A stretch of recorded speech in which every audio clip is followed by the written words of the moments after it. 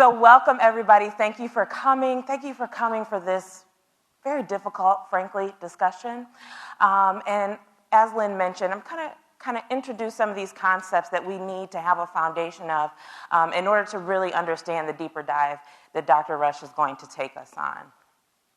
So first we have to take a step back and we have to think about just what is stress, generally, right?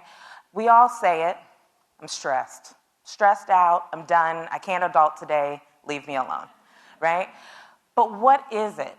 We've got a handy-dandy definition. Stress has been defined as a change in one's physical or mental state in response to stressors or situations, challenges, something that pose a threat. Now, when you look at this definition, in and of itself, a few things might jump out to you. You've got physical and mental up there. Oh, look at that. Okay, physical and mental, in response to situations, stressors, challenges, threat. Well, those things seem to be on a continuum to me. Something that's threatening certainly sounds negative, but a situation or a stressor, maybe not so much. So what does this mean?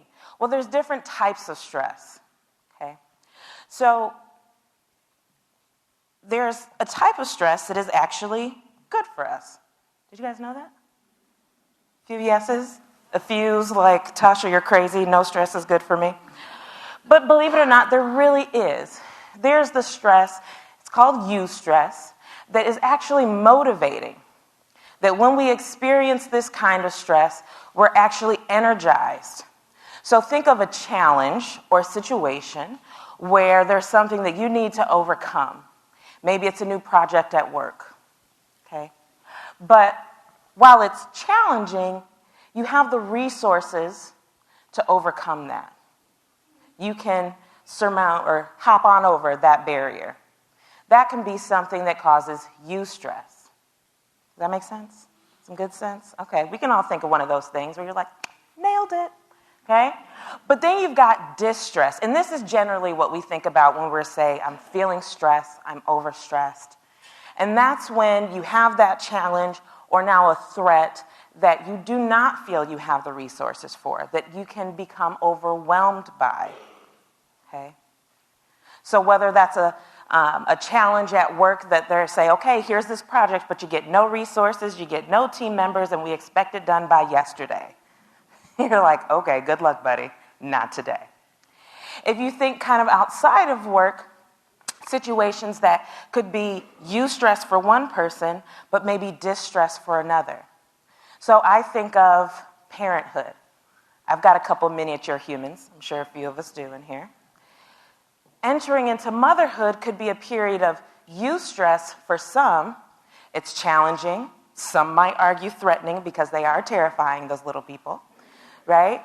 But if you've got the necessary social supports, supportive partner, family, you've got financial security, housing security, it's a challenge, but you've got the resources, you're motivated, you're excited to be a parent. But that same event could be an event of distress for someone else who maybe doesn't have those resources, who maybe doesn't have that security financially or socially. They'll have food security. All of these things that are necessary in order to overcome this new challenge in life. But there's another type of stress, and that's toxic stress. Now, toxic stress obviously doesn't sound that great. I don't know about you, but I don't like toxic things. Toxic stress occurs when we've got the prolonged activation of our stress response system. So simply put, that fight, flight, freeze. We've all heard of that? Yes? Give me some nods. Yeah, okay. Come on. Stay with me. Stay with me. When that is activated frequently and often, and then without the buffer of support. Okay? Think about times when you were experiencing something stressful and perhaps you felt isolated and alone. It's just me doing this. Those tasks are monumentally more difficult than those where you feel like you've got support. Okay?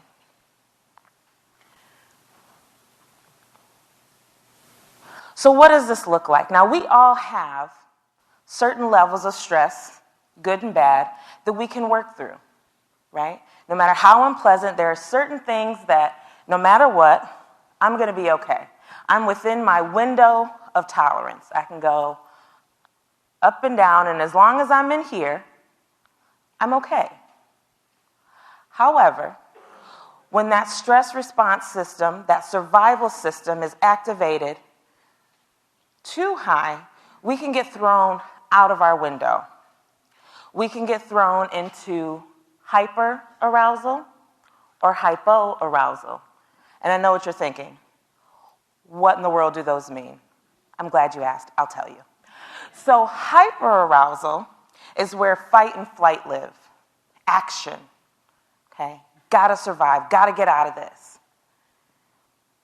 Now, in truly dangerous situations, that's okay. We need that. We have to be able to move.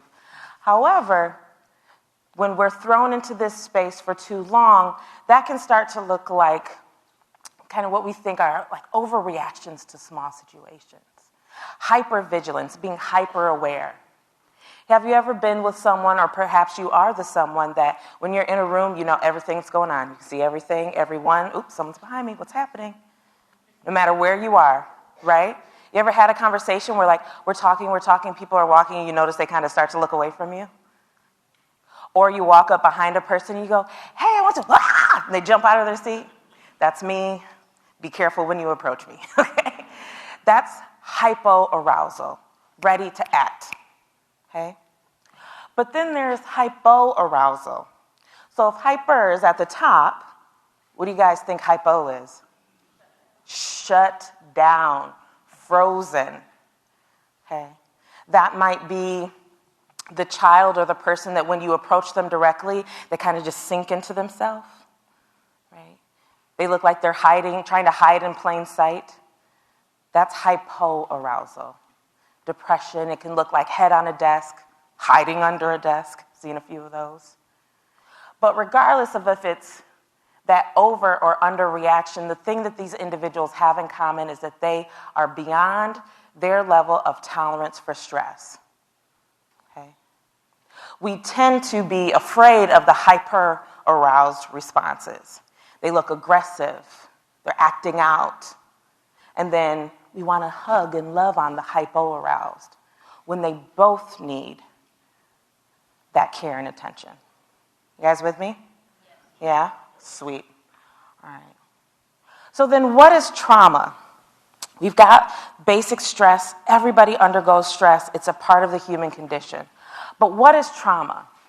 An event or series of events or set of circumstances experienced by an individual as physically or emotionally harmful or life-threatening with lasting adverse effects on all these different areas. Whole lot of words going on there. Let's unpack it a bit. The thing to remember about trauma are the 3 E's that I've highlighted here for you. It's an event, experience, effects. And even if you look within this definition of trauma, you can pick out stress, right? Events, stressors, sounds real similar to me. But the key part here that elevates it to this level of trauma is now we have the lasting adverse effects on functioning in these different domains of life. Okay? So something that continues to impact you even when that particular event is over. And there are different types of trauma. You know, now working for a hospital system, I have to be aware that when I say trauma, they're thinking like gash to the face or something. And while that is definitely a type of trauma, there are others, and the types that I'm talking about are more along the lines of your psychological and emotional traumas, okay? So we start with acute. These are the one time. This could be that physical injury or the emotional piece that goes along with that. Something that happened once, maybe one act of violence, one act of being a victim of violence, okay? Then there's chronic trauma. This is the trauma that happens over and over and over. Next level is complex. Now, complex trauma can be chronic, meaning it can happen over and over. It could be an acute event, though generally it's not. But it has the additional variable of that this trauma has come at the hands of a loved one, someone who was supposed to protect you. Okay? Think about complex, the fact that, okay, love and pain are happening at the same time. They shouldn't go together. And then we have the systemic and organizational level trauma. Policies and procedures that disproportionately negatively impact one group more than another, or some groups more than others, put others at disadvantages while offering unfair advantages to others. So we think of like crack versus cocaine, mandatory sentencing. We hear the key phrase systemic racism all the time. I know I do. And the challenge, one of the big challenges with systemic and organizational traumas is that oftentimes you're told, yeah, that's not really a thing. You're being too sensitive.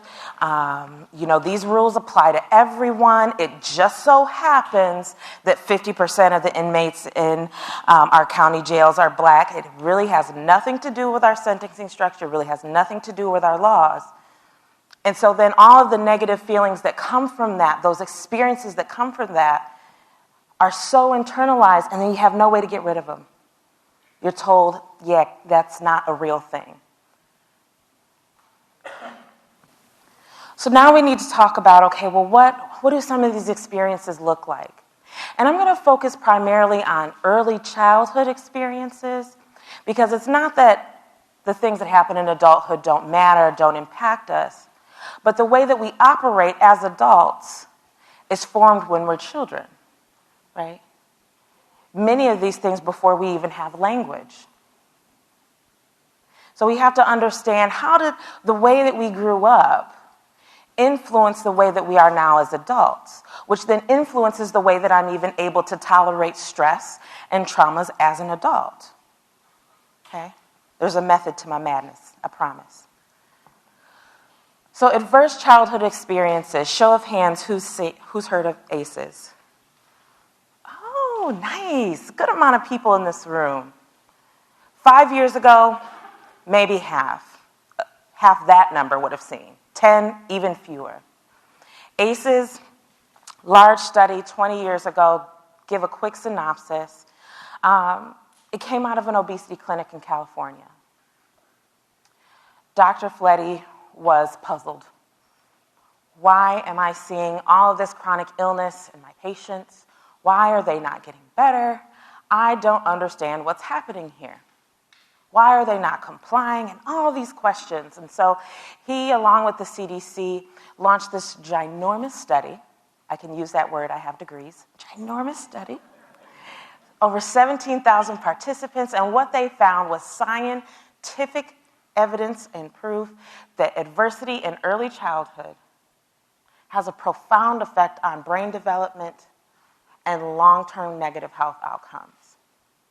And the thing that struck me about the ACEs study was that they didn't find correlational results. And correlations, for those of you who are not researchers and statisticians like myself, correlational research is usually what people bring to us. It suggests there's a relationship. We don't know how. We don't know that one causes the other, but they're probably mingling at some point. What the ACEs study found was actual causal results, dose-response results. As the number of ACEs goes up, so does the likelihood for all of these negative health outcomes, and we're going to talk a little bit about some of those. So what are the ACEs? We've got the 10 original ACEs here that they studied. Physical, emotional, sexual abuse, physical and emotional neglect, mental illness, mother or really parent treated violently, divorce or separation of parents, substance abuse in the household, incarcerated relative. Okay. However, as wonderful as this study was, and it's been replicated over and over and over and over and over again, many, many times, many different iterations, many different populations, and ACEs hold true. This dose response, this causal relationship holds true across demographics. However, other researchers have had the same question that I had when I first read this. Is, that's great, but what about populations who look like me? See, because the ACEs study was done with primarily well-insured, affluent white males. Not the most diverse population. So we have to look, okay, that's great, but that's not the bulk of our population. What about our communities? What about other communities? So other researchers, and one that I'll talk about specifically, Dr. Wade out of Philadelphia, asked this question, and he said, okay, I'm sure that this is true, but what about these other things that are salient in my population, urban, primarily black and brown? And what he found and suggests is that these 5 additional adversities play just as much of a role. Experiencing racism and discrimination, bullying, living in group and foster care, unsafe living conditions or neighborhoods, and then experiencing or witnessing of community violence. Now, his study is much more recent, and so it hasn't gotten to the level of causality yet, but I'm willing to bet that it will. And if you look at these 5 and the original 10, how many of these do we as children have control over? None. It wasn't a trick question. The answer is a big fat 0. None. None. These are conditions that we are born into, right? And so we have to take a look at the fact that these conditions, these situations, these experiences, these stressors, these challenges, these threats that have such a negative potential on our health are out of our control. And this is a public health crisis. We've got to do something about this. Okay? So I want to take a second. We're going to use that poll everywhere texting appy thing again. And I'd like for us to take a second and think about, okay, but what do we have in this room? Right? It's completely confidential. I don't need to know which ones, because while I am a therapist, I am not your therapist, and that is not the point of today. But I'd like for you to take out your phone. We're going to do the poll everywhere. And the question you're going to answer is how many of the original 10, those that are listed here, did you experience prior to your 18th birthday? Okay. So here's your poll everywhere instructions again. So you're going to answer either 0 or A, B, C, D, or E, with A being 0, B being 1, C being 2, D being 3, E being 4 or more. And I invite you to participate. I hope that you will. There's a reason. I sure can.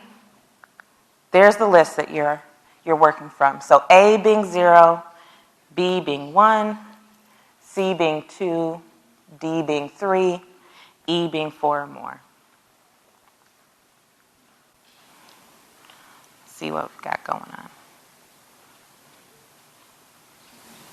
Come on, I know there's more people in this room than that.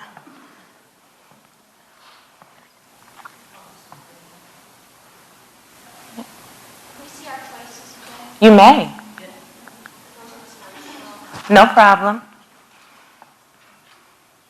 Give you a few more seconds.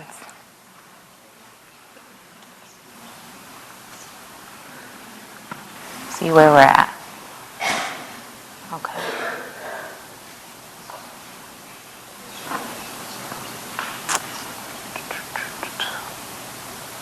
See if we can get up to 80. Can we get up to 80? Maybe. Maybe not so much. 70? 3 more people? Okay, 2 more. Come on, you guys can do it. I believe in you. Oh, there it is. All right.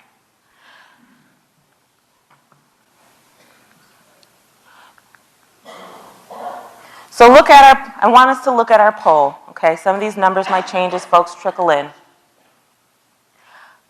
But close to 60% of people, right? Yeah, over 60% of people in this room have experienced at least one. And as of right now, 26 reporting that they've experienced 4 or more prior to their 18th birthday. In transparency, I'm a 4-pluser. I'm an E, okay? So I wouldn't ask you to participate in something I wouldn't do. Why is this important? Well, nationally, this is what has been found, that similar to our numbers, 2/3 of adults report having experienced at least one ACE prior to their 18th birthday, with 12% reporting 4 or more. We were close to 30. Michigan, very similar numbers. And yet this room was still higher on the high end. And I would hazard a guess that if we did this with the Berrien County community, we would see very similar numbers on the high end. And I would even go so far as to say that if we were to include the additional 5 ACEs, right, the expanded, that we'd see even higher numbers, because we know that poverty and discrimination and racism is rampant in Berrien County. Can I get an amen up in here? Okay? And so this tells us that this is not just like a thing, of them. This is us. This is not just the people in this room, but all of the organizations we represent, all of the families that we represent, our own. Many times when I do these presentations, people are thinking about themselves, but then they also are thinking of their spouse, their families. It touches everyone. So now that we know that we have these experiences, well, what does it do to us, right? Well, let's talk about it. The thing to know is that this is not just something that makes me a little bit sad, or maybe I got a bruise here and there. It goes so far as to impact our brain development. Some research even suggesting that it impacts our DNA. I won't go that far today, but I do want to talk a little bit about the brain.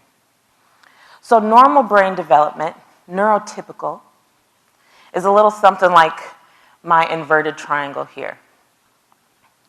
Okay, when we're born, we have our survival instincts, the things that we don't have to think about, but that enable us to survive and thrive, right? We don't come out of the womb and have to think about, like, oh, it might be time to breathe now. Is that oxygen I smell? No, it just happens. Babies just so happen to cry when they're hungry. They don't have to think about it, and that's a good thing, right?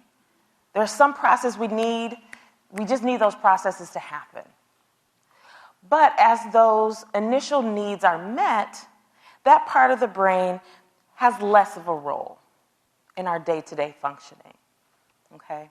Then we start to get into higher level thinking. We're able to regulate, interact on a normal social and emotional level, and then we get to the part of cognition, purposeful thought, metacognition, thinking about thinking thoughts, and then meetings about meetings, and all that stuff, right? That's the typical development. And when we've got the neurotypical development, when we're faced with some sort of challenging situation, because the cognitive part of the brain is the largest, it tells everybody else what to do, basically. It can step in, it can override, it can keep the survival mechanisms from running awry. Communicates that, okay, we're at the zoo, there's a lion growling, but we are indeed safe, no need to panic. Okay? But when there's been developmental trauma, it flips. Get an upside down brain. In the way that the survival mechanisms are stuck in the on switch, constantly reacting. Okay? It's like the guy or girl who goes to the gym and only does upper body and never does leg day. Like, bro, you gotta get the bottom. It's too much, it's too big. And so then regulation. Now, regulation is larger here not because it's better, but because the brain is so out of whack, it's spending a lot of time trying to figure out how to regulate, looking for all these different ways. Social emotional development is decreased, and ultimately cognition is. The resources needed to grow that part of the brain aren't available. So then you go to the zoo, you hear a lion roar, and you're like, pew, you're out of there. Because the survival part of your brain is telling you you're in danger, flee. Cognition can't tell you there's like 6 inches of glass plus bars between us. Chill. Okay? So seemingly innocuous situations become life or death. And oftentimes, especially when I work with kids, you hear the, oh, but you know better, you know better. But you don't. In order for me to know better, I have to access the part of my brain that tells me that tells me and reminds me, okay, these are the rules and this is how you act in these situations. And if you do that, you're probably going to lose your job, so don't do that today. But if I can't access that part of my brain, knowing better doesn't come into play until later. Have you ever been driving and somebody like slams on the brakes or cuts you off and you just react, right?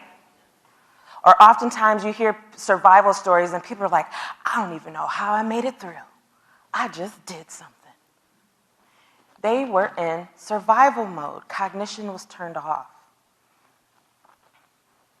And so what does this mean over the lifespan? Because that's really what we're talking about. Okay? Because when we experience developmental trauma and it goes unresolved, it impacts us and follows us throughout the rest of our lives. So we have these adverse childhood experiences, these ACEs, these toxic stress events, and we have impairment, like we just talked about with our brain. Then the adoption of health risk behaviors. I don't really like that wording. I'm going to be honest. Whose phone is that? I won't shame you, just turn it off. But I don't like that wording because in my mind, my cognitive faculties, it implies kind of like this purposeful choice, like I'm choosing to do this risky thing. That's not really what's happening. We'll talk a little bit more about that in just one second. But these behaviors leading to disease and disability and social problems that Dr. Rush is going to get a little deeper into, and ultimately early death. 20 years. 20 years knocked off the end of life when an individual has, I believe it's 6 or more ACEs. Yeah. And I don't know about you, but I want my 2 decades. I want my babies to have their 2 decades.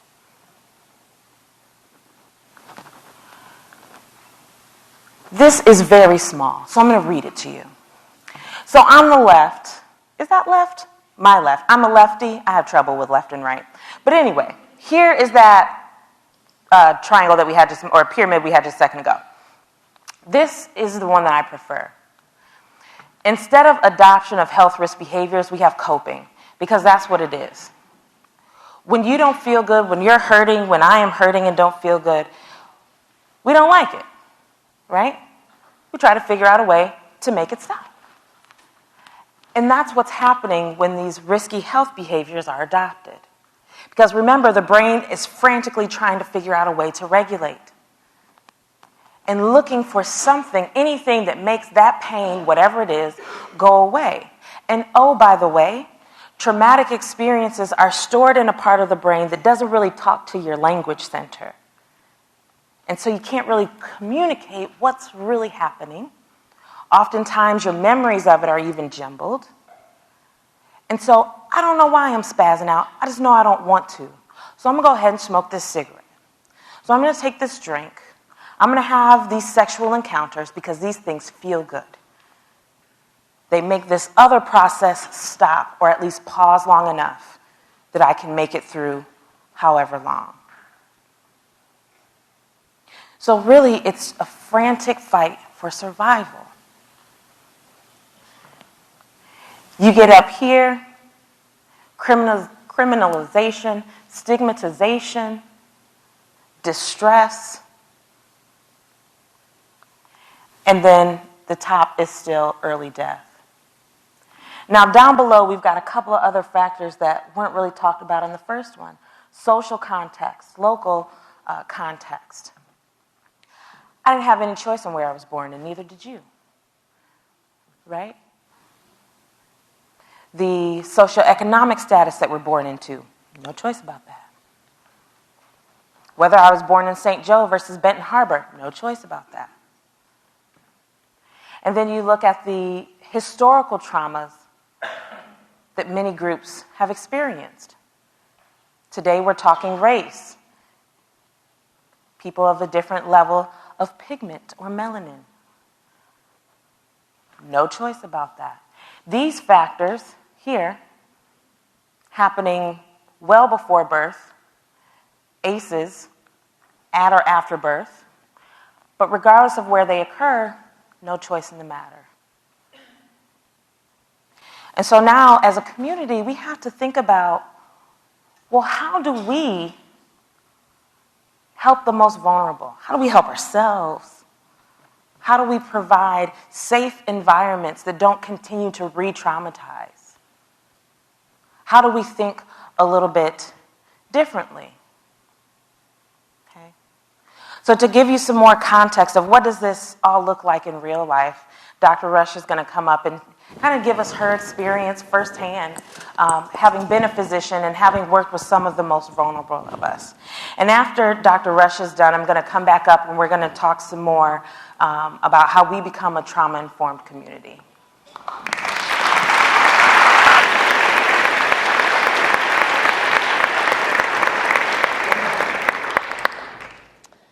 Thank you very much. It's a true honor to be here and to talk about these important topics with all of you. I'm going to talk about three things today: my own journey into understanding complex illness, working particularly with patients at high risk, looking at patterns of adversity and trauma. Secondly, we're going to talk about health inequity, differences in health outcomes that are avoidable, unfair, and unjust. Particularly, we're going to talk about racism and discrimination and the powerful impact that this has on our health. And then we're going to talk about what we do moving forward, both as community members and as clinicians. I want to take a moment because this is a challenging conversation. Tasha has taken us perfectly through background on what is stress and what is trauma. But these can be very painful conversations.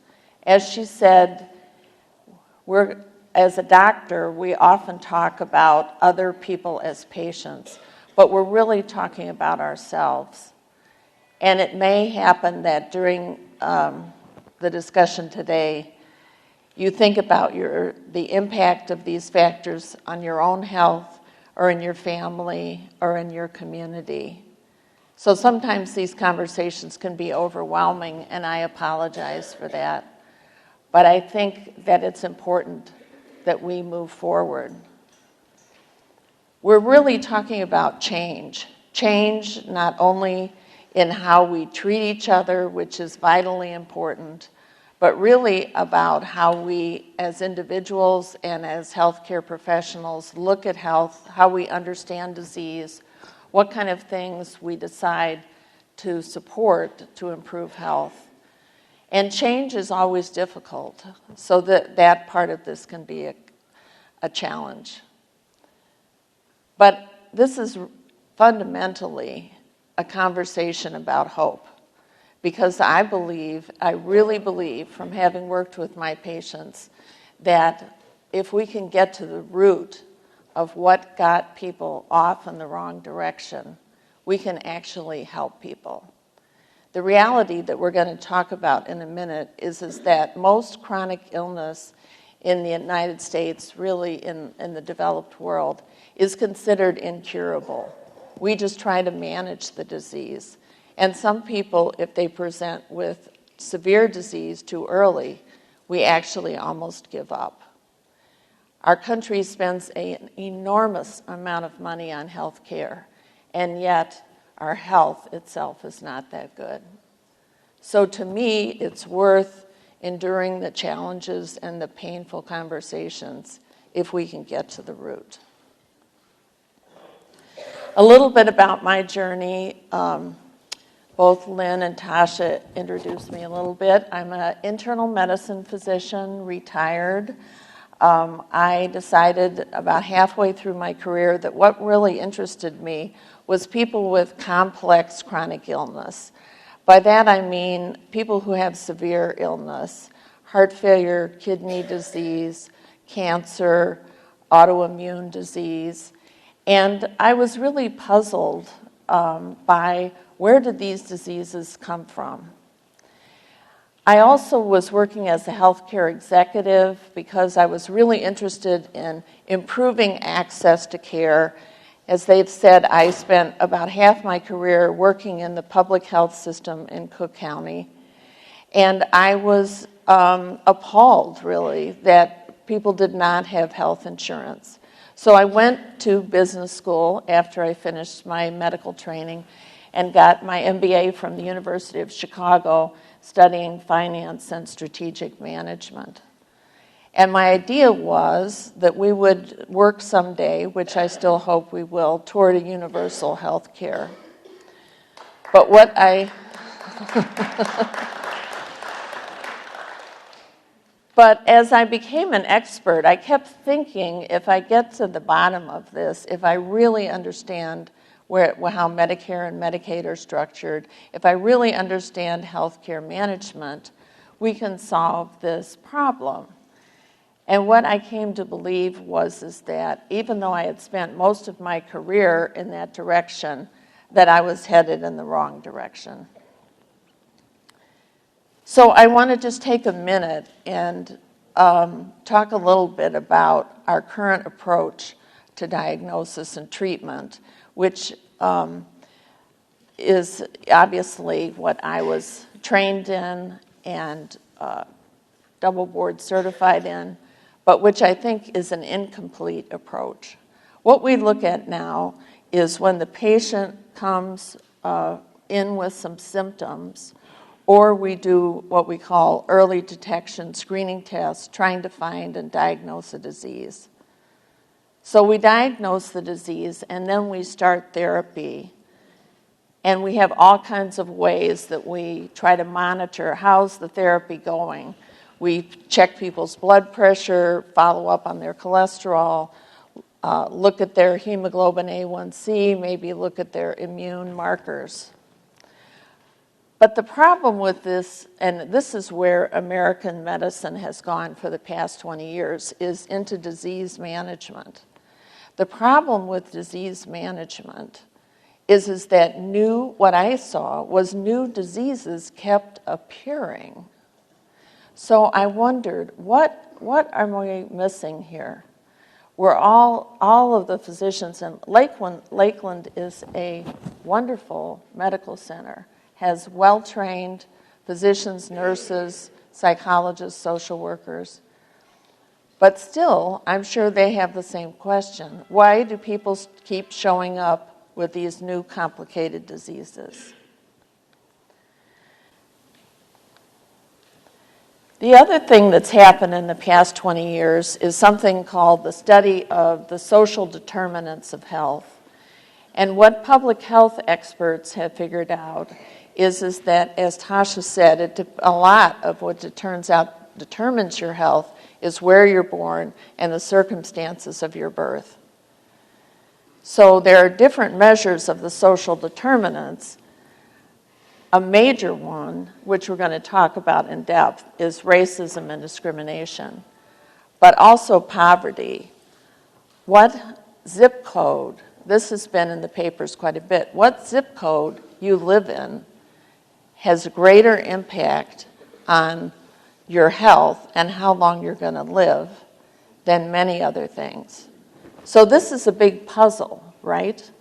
Why will these social determinants of health end up causing disease? And I thought, what is the biologic mechanism? It doesn't make any sense to me that if you live in this house or that house that you would have a certain disease. So this is what made me decide that I was going to take a different tack. One of the things that I realized that we haven't asked till now, is what happened before you showed up in the doctor's office? What was your life before as you were growing up, particularly in those early years? So I believe one of the changes we need to make in our framework is that we take a person's whole life into account rather than just the day they show up in the office. So with this realization that I had been in healthcare for 25 years, and I wasn't getting to the bottom of understanding chronic illness, I did something completely crazy. I quit my job as vice president of Rush's medical school, and with the support of my wonderful husband, I started completely over. I opened a small private practice in Oak Park, Illinois, which is just on the west side of Chicago, and opened up a little storefront. And I decided that I wanted to have time to talk to my patients, which as medicine has gotten more and more complicated, there's less and less time to talk. So I had just left academic medicine. I gathered up all these research tools to assess people's quality of life, various different measures of function, etc. And when my new patients came to my little office, I gave them a stack of questionnaires to fill out. And you can imagine everyone hated those questionnaires, right? And when I looked, if I could get people to fill them out, when I looked through them, I really didn't learn anything new. But then one day, I was talking to one of my patients, and I asked her, she had lupus, and I asked, she was a young woman in her 30s, and I asked her, when did you first notice a problem? And she said it was when I was 14. And I said, what happened when you were 14? And she said, my grandmother died. And I said, oh, I'm so sorry. She said, well, both my parents were already dead. And I was 14. I had an 11-year-old brother. And we had to move into foster care. And I thought, so the light bulb went on. And I thought, this has got to be related. And so I put all the questionnaires aside, and I went to asking all my new patients one question. I had them do the regular stuff, tell me what their diseases were, their medications, their allergies and stuff. But then I asked them one question. How was growing up for you? And I gave them only two choices, mostly okay or pretty difficult. And that's when the window opened and my mind was blown. Because what I realized was all these patients I had been seeing all these years and could not figure out what had happened to them, why they got these diseases. It was because of what had happened growing up.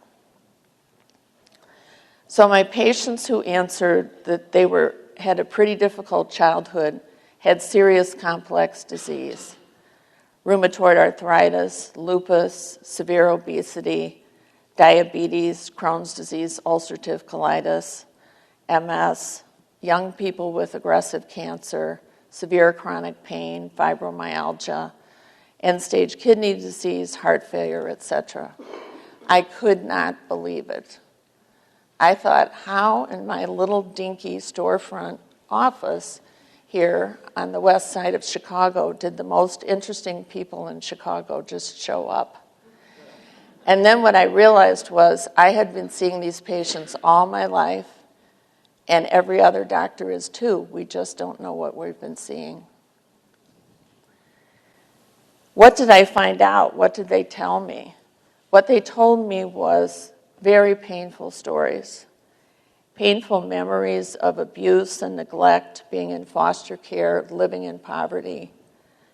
Cruel discrimination, not just based on race, but members of the LGBTQ community, Jewish, Muslim, children that had been bullied because of their size, and had painful memories that plagued them to that day.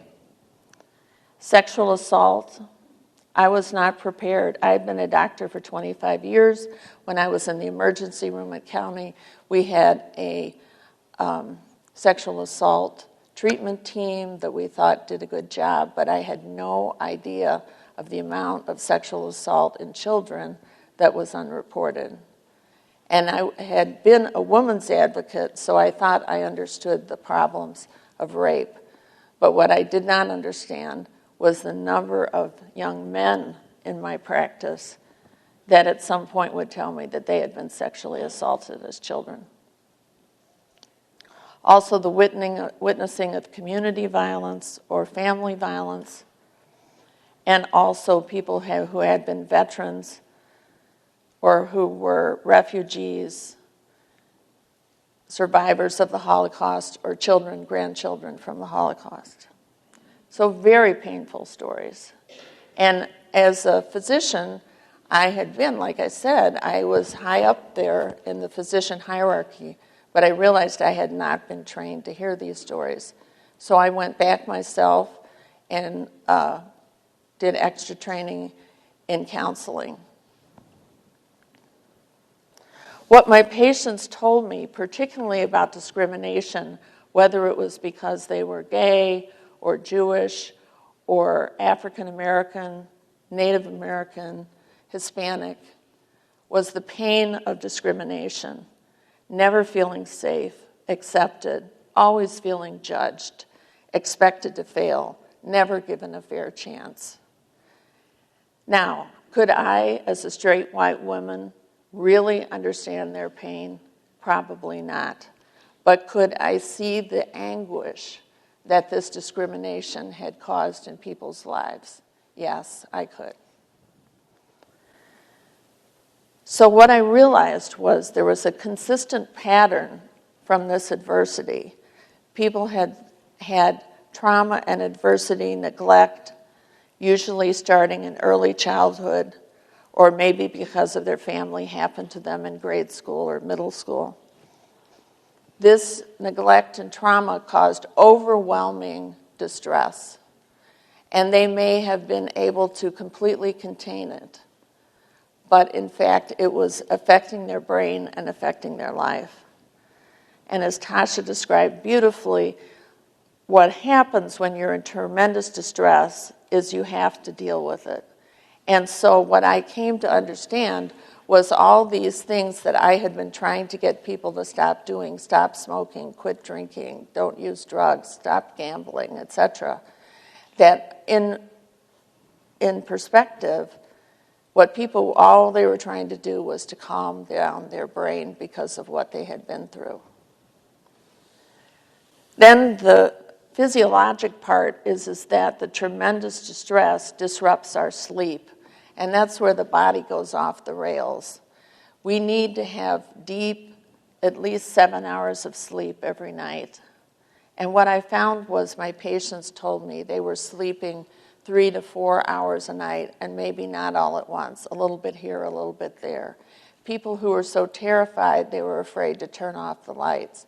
People who slept with the TV on because it gave them some comfort that there was someone in the room. And without that deep sleep, and with their minds constantly going back to these painful things that had happened to them, their bodies started to develop physical dysregulation. So here it is. That one question led me to understand the pathway to chronic illness. But I asked myself, how did I miss this for 30 years? I was shocked and humbled that here I was, an expert in all this stuff, and I had missed the big picture. But then I realized that was because this is the way doctors, nurses are trained. And so part of what I've dedicated myself now is to changing the training of physicians and nurses to incorporate this new knowledge into our practice. All right, let's all take a breath.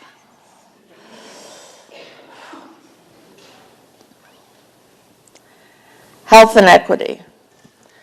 Many of us have thought that the major reason for health inequity is because of unequal treatment by the medical system.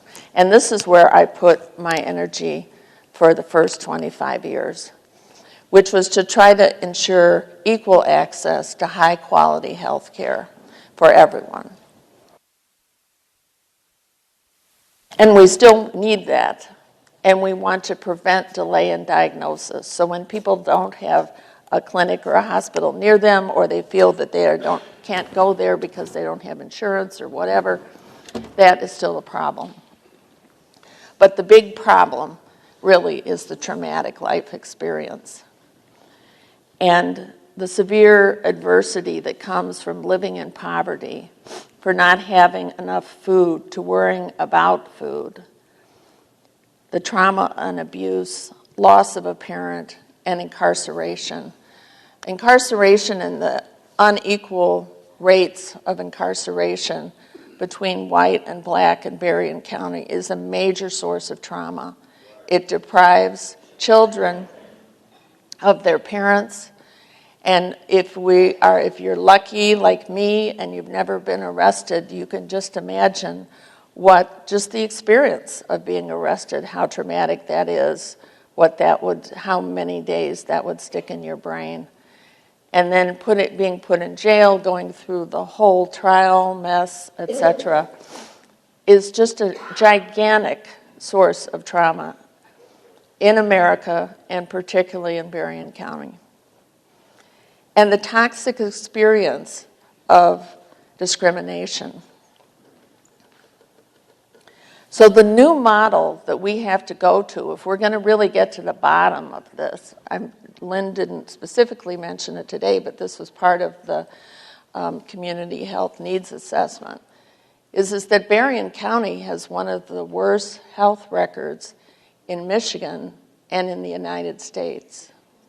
Now, how is that possible? Here is this wonderful medical center, and yet the health scores are some of the worst in Michigan and in the country. And it's because we need a new model. We need to look and understand that people's experience and their brain are connected to how the body works. There's now, when I started this, when I had my big understanding 20 years ago, this was people that I worked with at the medical school at Rush thought I was nuts because I gave up my job to start completely over. Now there's over 20 scientists at Rush who are working on exactly this problem.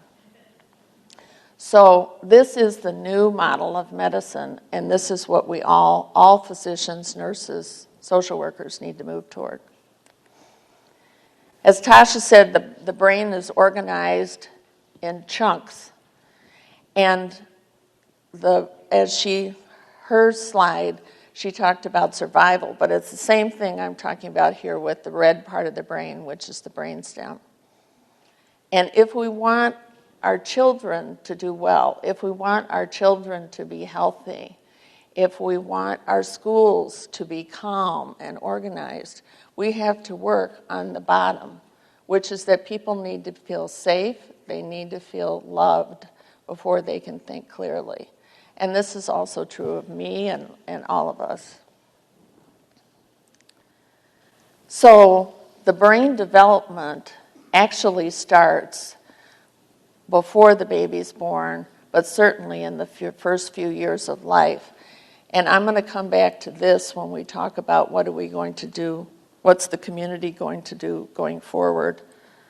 Because if we really want to change the health outcomes in Berrien County, we need to help and support our children and our young families. One important public health understanding of the last 10 years is that discrimination is not just what happens if you don't get a particular job or you don't get into a certain college or you can't buy a house. It's everyday discrimination that really makes the difference. It's that feeling that you don't belong, that you're treated with less courtesy and less respect, that you don't get the same service, that sometimes you're called names or you're insulted, you're threatened or harassed. People don't act like you're not smart, or they act like they're afraid of you, or are suspicious that you're not going to be honest, or that they're better of you. There's many studies now, over 30 studies, that a person's experience of everyday discrimination can explain premature birth, low birth weight, poor birth outcomes, rate of diabetes, obesity, etc. And again, I want to say that this discrimination, this fear that a lot of people live with chronically, is not just in the African American community. We can imagine for the Hispanic members of our community that live in total fear of deportation or their family. So there is a tremendous amount of trauma that has gone on and continues to go on in our community. I want to talk just for a second about this slide. This slide is from the Harvard Systems Biology group and was published last year in Lancet, a British medical journal, and is shocking. All of us, when you go home tonight or this weekend, if you're watching TV, you're going to see commercials constantly about managing your cholesterol, right? What these scientists did was they did total body, basically CT scans of the brain all down through the body, down to the feet. And they went and they followed these patients for over 5 years. Now, stopping smoking is still important, and your cholesterol is important if it's too high. But what this study found was that it was the activation, I don't know if it'll show, it was the activation in the brain. It was the fear center in the brain. What predicted who was going to have a heart attack or not 5 years later? Was their brain calm, or was their brain constantly hyped up? And if the brain was hyped up, then what they found was there was inflammation in the immune system, and that's what caused the blockage in the blood vessels. So this is the problem. And now we know also that this is the start of hypertension and most likely also diabetes. So if we really want community health, we have to work on people's experience and relieving the fear and allowing them to have the basics that they need to go forward. So in 2018, different from 20 years ago, the researchers agree that trauma and dysregulation is the root of disease and also the most effective place for treatment. Science tells us that this disruption starts in childhood. Hypertension in Black men starts at age 8. What does that tell us? That tells us that Black boys are living in fear. So if we want to change the disease patterns in Berrien County, we need to start with the children.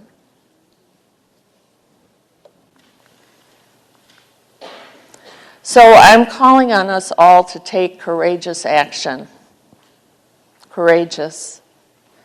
Which is that we need to have an excellent medical center, but what we really need to do is look at primary prevention. And we know now what that means. That means taking care of our children, taking care of young families, especially mothers that need the resources during pregnancy and in the first 3 years of the child's life. And how do we take care of ourselves? So this is a lot. This is a deep discussion. And those of us who are in healthcare and those of you that are in any kind of helping profession, whether if you work with the church, you work as a pastoral nurse, or as a community member, it's a lot to take all this suffering into yourself. So this is my short list. Trying to keep things in perspective, start with gratitude, let go with love, deep breathing, nurturing sleep, talking to others or writing about our experiences, making sure we exercise and taking time for fun. My scientific conclusions are that discrimination and racism are a major cause of disease and health inequity, and that we know what the physiologic mechanism is. 20 years ago, when I started, I did not know, but now we know it's from toxic, unrelenting stress. And it's time for us to take action in our community. We need to eliminate the root causes. We need to heal the trauma of racism. We need to face every type of discrimination, and every group that has been discriminated needs our support. We need to provide real support for at-risk families, healing resources for the trauma, and still continued excellence. In our culture and our community, trauma is all around us. I'm sure when we go home tonight, we'll see it all on TV again and again. To understand health inequity, we must acknowledge discrimination and racism, and we need a different and deeper approach. Thank you.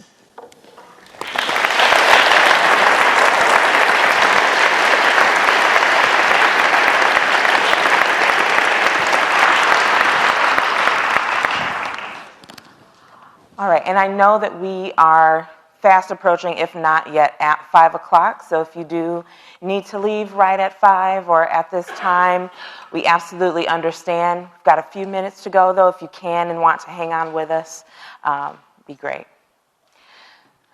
So now that we know that this is an issue, that it's a problem, that something needs to happen, I'm sure you're wondering, well, what needs to happen? What we need to do is we need to become a trauma-informed community. And a lot of times when I say trauma-informed, people jump to, okay, Tasha, but I'm not a therapist. That's okay. Trauma-informed does not mean trauma-specific. It doesn't mean everybody runs out of here, goes to Western, and hops into the counseling psych program. Not what that means, though they would probably enjoy that. It's not what that means. There are things that each and every one of us can do to be a part of the healing on an individual level as well as on a structural level, okay? So what does that look like? Trauma-informed care, trauma-informed practice looks like these things, these 4 R's. We had the E's, now we got the R's. A trauma-informed system first realizes that trauma is real.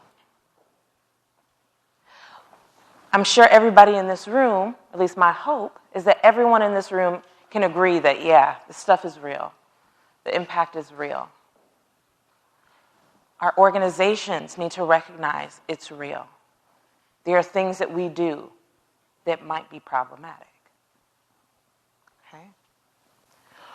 Recognizes signs and symptoms of trauma. We can all recognize when something is a little bit off. Right? You ever had a coworker and then one day you're like, I don't know what's up with you. I know it's Monday, but something is a little bit off. Something is going on. And we have an obligation to recognize those things in ourselves, in our colleagues, in our families, in our friends. And then respond. This is usually where I get the, but I'm not a counselor thing. Response doesn't mean that you put everybody on your couch and you start asking them, but how did that make you feel? Not necessarily what that means. We respond by looking at how do we as individuals operate, how do we as systems and organizations operate, Looking at, it's a thing, these are the things that it makes you do, this is what we can put into place. And then resisting re-traumatizing. A number of our helping professions can also be re-traumatizing. Okay, I worked in social service for a good minute. Just the act of removal is traumatizing. Sometimes the fact that I had a new client assigned to me was re-traumatizing because they were 19 years old and I was the 20th therapist they had had, and I was yet again going to be another loss. So how do we ensure that while we're being helpers, we're not also hurting, right? Because none of us get into the helping professions to hurt. Not a single one. So then what does this look like? What do organizations and systems need to put into place to do that?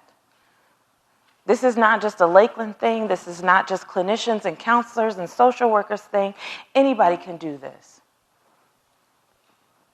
This is a whirlpool thing. This is the library thing. This is our churches. Anybody and everybody can do these things. We have to create a sense of safety, physical and emotional safety. If you think about it, it makes sense that that's the first thing that's lost when a person experiences trauma. We have to calm down that brainstem. Be trustworthy and transparent. Do what you say you're going to do when you say you're going to do it. Policies and procedures that apply equally, not just in name, but in action. Offering peer support and collaboration. Everybody has a role. Everyone has a role, which is why when we worked, for example, with the Benton Harbor area schools, we didn't say, okay, we're just going to train the teachers or just train the social workers in the school. No, we're going to train everybody. Administrators, educators, food service workers, facilities management. If you come in contact with the people, you need to know.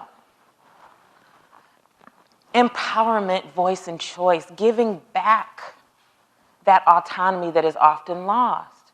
When I talk to my clients about these experiences, they often talk about feeling out of control. Nobody's listening to me. Nobody cares about my experience. Everyone's telling me what I need to do, what's good for me. Give that voice back. And then recognizing and honoring cultural and historical and gender and all the other isms as issues. Validating them is real. This is how you become trauma-informed.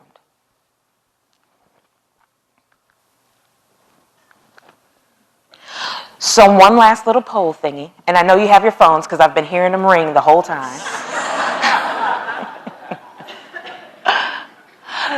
So this question probably looks familiar. This is what we asked you at the beginning. I'm going to ask you to consider it again. After our discussion today and this talk that we've been having, where do you fall now? And feel free to be honest, because as much as I would like to believe that I'm a magical fairy godmother and everyone is now perfectly well-versed, recognize that may not be true. But help us to know, where are you at now? So take a second, give us some voting. No judgment, honest votes.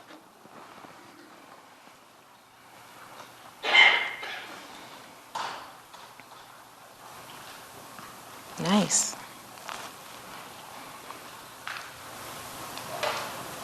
Well, this is encouraging. Absolutely encouraging. A couple more in there. Next question. Oh my God, Tasha, oh my God. I heard you over there. I've got 3 kids. I can hear everything. Last phone question, I promise. So following this session, I'm better to prepare to integrate changes into my work. 1, 2, 3, 4, 5.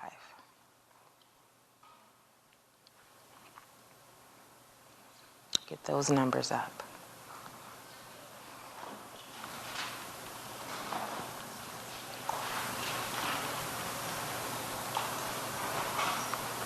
Try to get up to close to 80. Can we get close to 80? Nice. We're getting this right, the numbers. Is someone recording this? Yeah? Okay. Megan gave me a heads up. Yeah. All right. Awesome sauce.